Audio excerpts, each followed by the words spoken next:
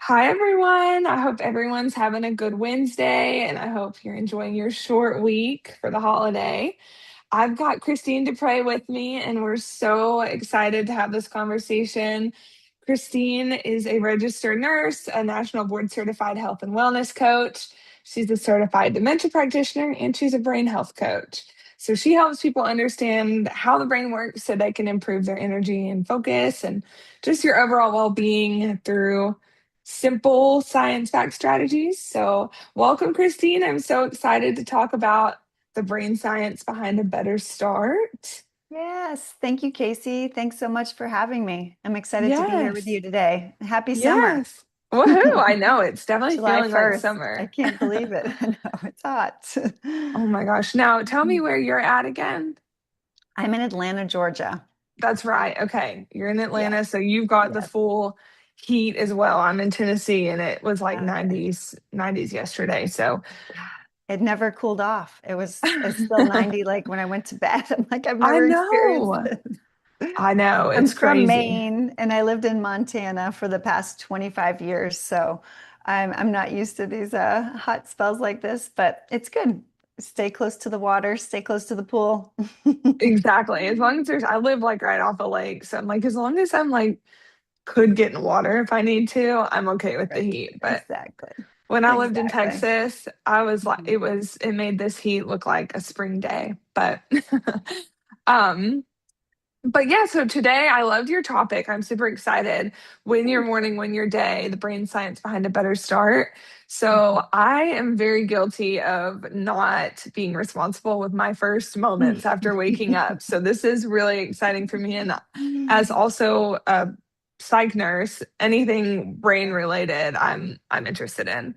Um, but for those that don't know you, tell us a little bit about who you are, your background, when you first became a nurse, and what led you to focus on brain Sure. health. Yeah. Well, the long and short of it would be, unfortunately, my mother passed away when she was 57. And she was really never able to take care of her brain and body the way that she needed to. So I think that's probably the first shift where I knew, one, I was not going to wind up in that situation, and two, that I wanted to help people make better choices and have a better trajectory for their lives. I wasn't able to help her at such a young age. So I was going to be a marine biologist. I got a dolphin tattoo to prove it, and then ended up luckily going into nursing. It's been great. I've been a nurse for over 30 years, and the last 17 years or so, I was in skilled nursing. I was the DON of a skilled nursing facility. So I really saw what happens again in my life to the brain and the body when you don't care for it. And when you do, there were some folks that were doing pretty well, even though they had to go into long-term care or skilled nursing. And about 10 years ago, I started working on wellness. I was like, I just can't believe that this is where we're all going to wind up, and we have to be able to do something different. And the truth is, 80% of chronic disease and illness is preventable by lifestyle. And now that I'm a brain health coach, I know that 50% of cognitive decline can be preventable by lifestyle. So I've really shifted that fear of aging into my mission, which is to help people fall in love with caring for their brains. It's your greatest asset and the CEO of your life. So might as well start at the top and let it trickle down in all areas. I love that. Yeah, That's yeah. so good. Well, I'm so sorry to hear about your mom, but I'm sure she would be so proud seeing all the work that you've done to help other people who Yes, struggled thank with what you. she struggled with. Um, Absolutely. so you talk about like the first 30 minutes after waking up being incredibly important. And most of us just speaking for myself, just grab our phones before we even get out of bed and just lay there for a long time. So I'm curious what that's doing to us. What is actually happening in the brain during that time, the first 30 minutes? Yes. Well, it starts with cortisol. Like as soon as you wake up, your cortisol naturally spikes, which in this instance is good. It gives you energy and focus and gets you moving. When you hijack that with instantly hitting your phone, the news, the to-dos, you sort of add, you're already like at a higher level of cortisol, and your brain doesn't know that what you're reading is a headline or reality. So you're spiked and then you have another spike, and that stress internally creates the patterns and the outcomes for the rest of your day because your brain is already spinning and it's already trying to help protect you. So you've not necessarily ruined, I don't want to say that, but you have this optimal window where you can practice a little gratitude, drink some water, maybe move your body, get some sunlight. We can talk about those in more detail, but you maximize the potential of that cortisol spike in a positive way so that it affects you throughout the rest of your day and actually over time, your life. That gratitude practice right when you wake up. Today's going to be a great day before you look at your phone and hear the news or what's on Instagram. So you're setting your brain up for that success. So now you have 23% potential less cortisol negatively affecting you as that little spike goes down because you've imprinted in the brain that today's going to be a great day. So it believes what you tell it. And as you probably know, like it is the vehicle to get you to the destination. So if you're stressed and freaked out, that's where you're going to go. So trying to find ways to control that before it starts and optimize that little window of opportunity we have in the morning to give it anything that we can to optimize function, to balance our cortisol, lower inflammation, improve our blood sugar, reset our circadian rhythms with the sunlight, produce more BNFF, which is the protein in the brain that we need to make more new neurons by just moving a little bit. And I'm not saying you have to go straight to the gym. I'm saying while you're drinking your water and brewing your coffee, you're doing some stretches.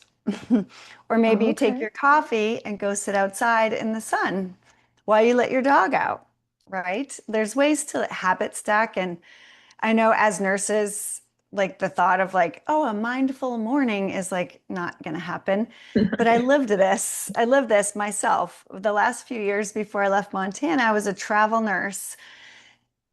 And my job was an hour away over the mountain and through the woods, like crazy drive, no cell service, 4 a.m., 5 a.m., through snowstorms, dodging deer and elk. And I had my coffee in one hand.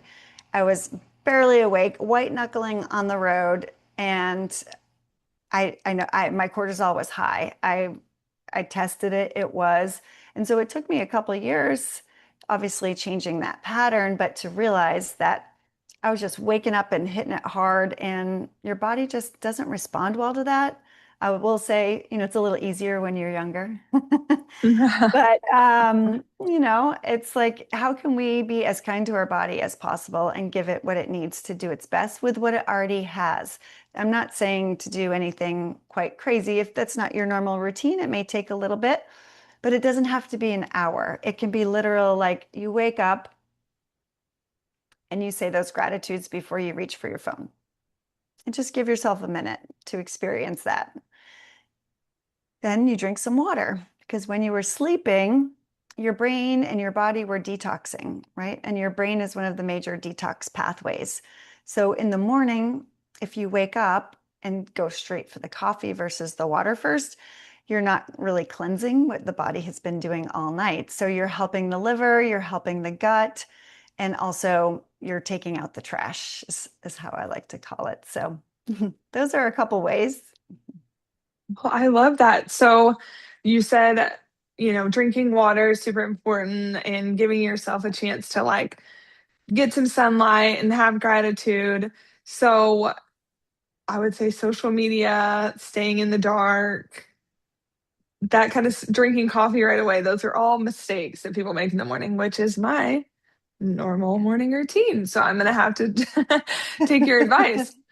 Right. And Um, even 5 minutes. Like, honestly, if you're a busy mom or you're still getting out of the house early, some women in business, nurses, maybe you get to work from home a little bit more now. Maybe you're not running off as early as I was for the first, 25 years of my career. The thought of someone saying a mindful morning would probably make me puke because I'm like, what are yeah. you talking about?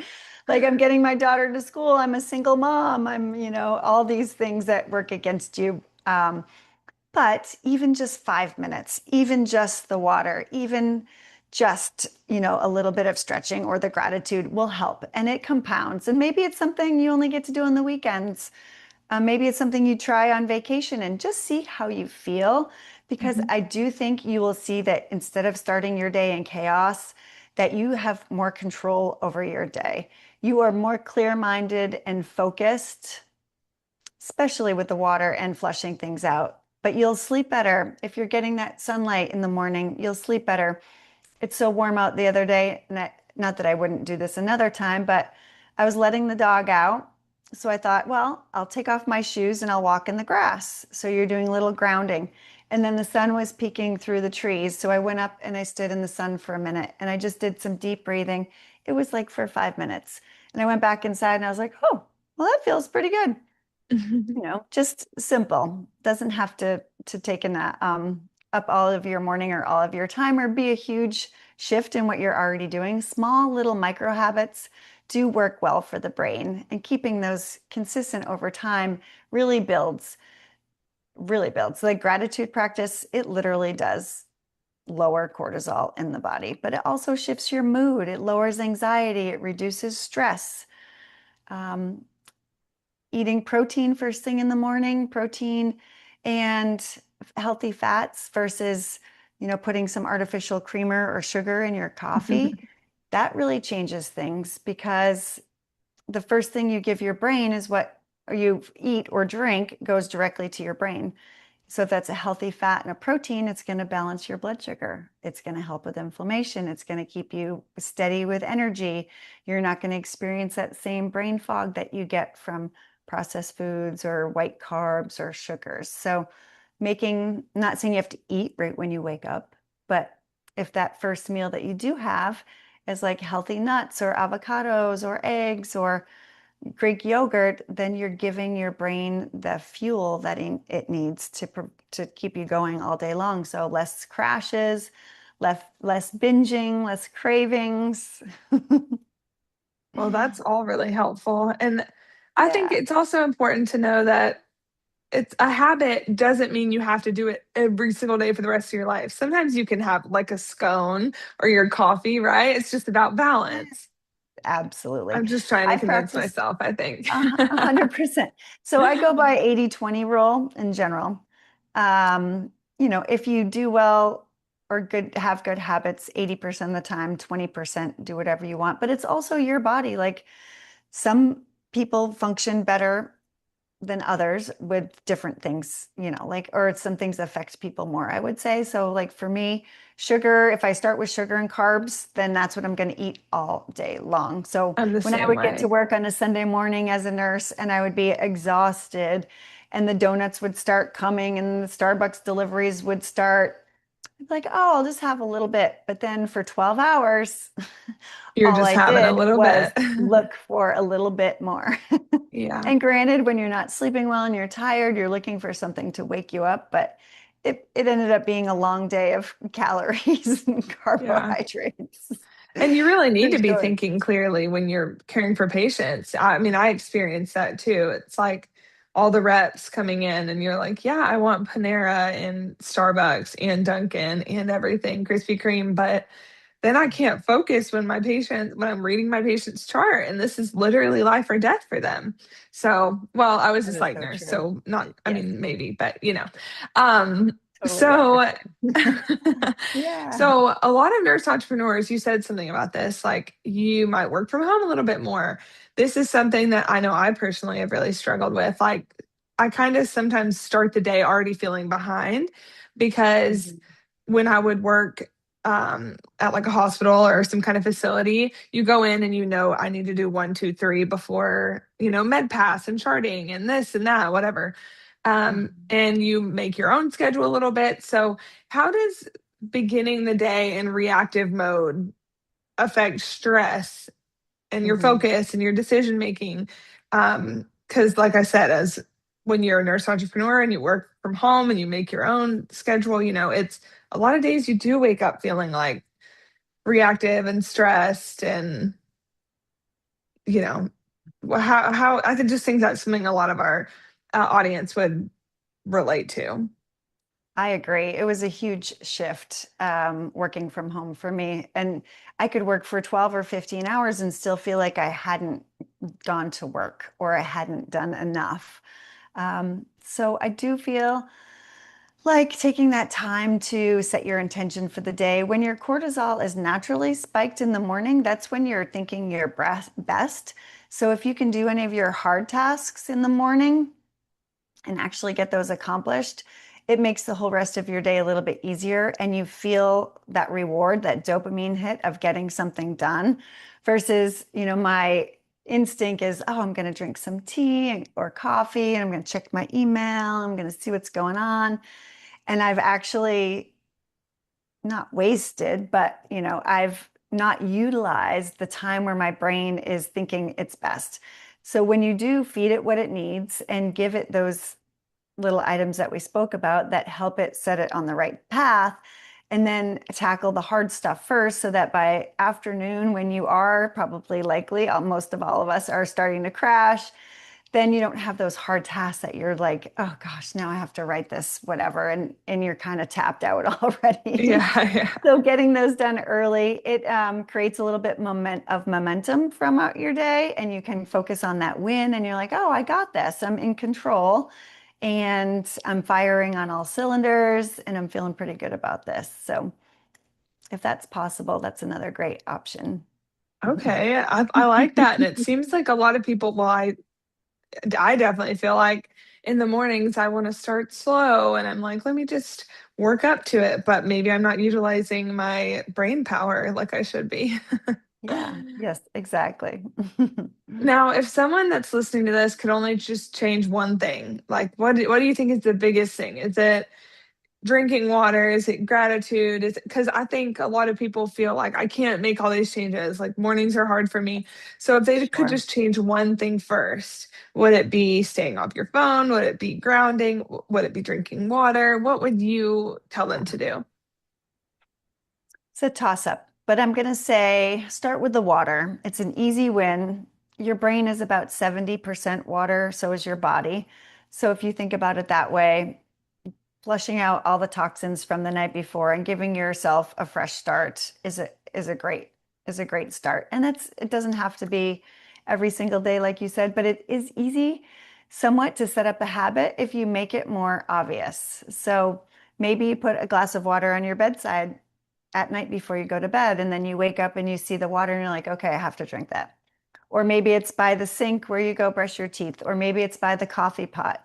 But making habits obvious and making it rewarding and making it simple are a great way to change habits. And it may take a little while and you forget. And some days I forget and I'm like, oh, wait, here I am with my tea and I haven't even drank my water. So then I go back and go drink the water.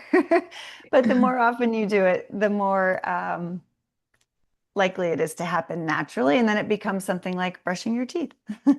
Yeah, Yeah, and I then like next on my that. list, I will say the gratitude is pretty important. And that is really just like it honestly becomes a habit. When I wake up, I'm getting out of bed. I'm like, all right, today's going to be a great day, Christine. Let's go. We can do whatever comes our way. And I'm happy that, I have this meeting to look forward to, or I'm going to go exercise, or whatever you're looking forward to. Plant that seed for your brain to look forward to, and then it helps you get there. It helps motivate you, and it helps create little wins along the way that make it so much easier. So it's not that hard to say today's going to be a great day and then watch the happiness unfold. I love that. And it's Yeah. encouraging. And it's, it gives you some confidence once you make a positive change. Like, yes, all right, every day this week I've drank my water. Mhm. Every day this week I've done my gratitude. Yeah. Um, and I Yes. know you've kind of touched on this, but what changes do you see that people typically notice when they start implementing these habits you're talking about more consistently? Absolutely. I would say reduce stress and anxiety is first and foremost because the gratitude practice alone changes your brain chemistry and rewires your brain for more happiness. It stabilizes your mood, and that has a huge trickle down effect in so many areas. So that's a great place to start. I don't know that you necessarily can detect that like you have lower inflammation or lower cortisol, but know that it does compound over time, and maybe your signs or symptoms of inflammation are bloating or joint pain or other gastric issues or brain fog or forgetfulness, but you will see that those diminish with reoccurring or consistent practice over time. Not perfection, just consistency. So I think that right there is incredible. It also balances your blood sugar. So it's metabolic health, I feel like brain health really has so much to do with metabolic health because what's Hmm. good for the brain is good for the heart, it's good for the gut. Um, and creating that resilience in the brain creates that resilience in the body. And so when you lower your stress and your anxiety and you improve your mood, then your energy is better, and then you sleep better, and then you make better choices. And it consistently over time can really change your life. And you're not running a marathon, you're not doing some strict protocol, you're not counting calories Right. or every gram of protein. Yes, Right. are you trying to eat protein, fiber, and fat? Yes, but it doesn't have to be intense. Yeah. Well, I think that is Mhm. something that I have known a little bit about is like the protein and stuff. So Mhm. before we got on this recorded call, I told you I allow myself one outside coffee a week, and I knew I Yeah. was getting my coffee, which does have I don't do super sweet, but a little sweet enough to like probably spike me. So Uh-huh. I ate a high protein breakfast because I was like, even though I'm not hungry, I know that my body will thank me later when I'm not like buzzing and craving Right. sugar all day. So Yes. Yeah, that I love that. consistency throughout your day is a great goal for sure. That steady energy versus a super high peak and then the Yeah. drop that happens in the afternoon where you're like, "Oh my I gosh." need to take a nap right now. Yeah, Which exactly. is Mhm. unfortunately, but fortunately, I always say this. I love working from home because if I'm not feeling well, I don't have to leave work and miss hours and all this and that. But I also like work from home. So I have a couch right behind me and I have a bed in the other room. And it's like, you got to just stay Yeah, away from them. I know. Um, Yeah, I'm always looking outside at the pool. I'm like, I wonder what the UV index is today. Maybe I should go do some work on my computer outside. yeah. Yeah, I've done Mm. some of that too, but that's why I'm so red because it's the UV has been high. Um, but Yeah. I appreciate this conversation so much. I think it's so helpful and I love learning about it. And I know that anyone watching this is gonna get a lot out of it. It's just sometimes stuff that seems obvious, but we're not doing it, so it's not that Mhm. obvious. But just ways to really improve your quality of life. So where can people connect with you and learn more about you if they wanted to work with you, or do you have anything going on? Just tell us a little bit more about that. Yeah, sure. My wellness community is called the Wellness Navigator, and that is also my website. I do a free monthly brain boost session, which I just did this morning. It was about how travel rewires your brain for more joy and how to make, your summer fun plans intentional so that you get even more brain health benefits from them. I have an awesome quiz on my website. It's called Why is Everything Harder After 40? Mhm. And that just kind of helps assess where you're at with your brain health right now.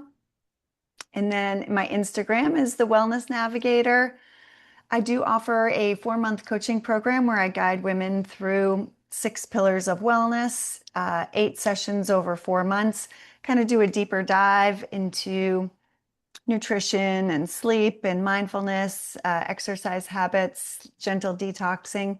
We really just give you a brain health blueprint to live a healthy life.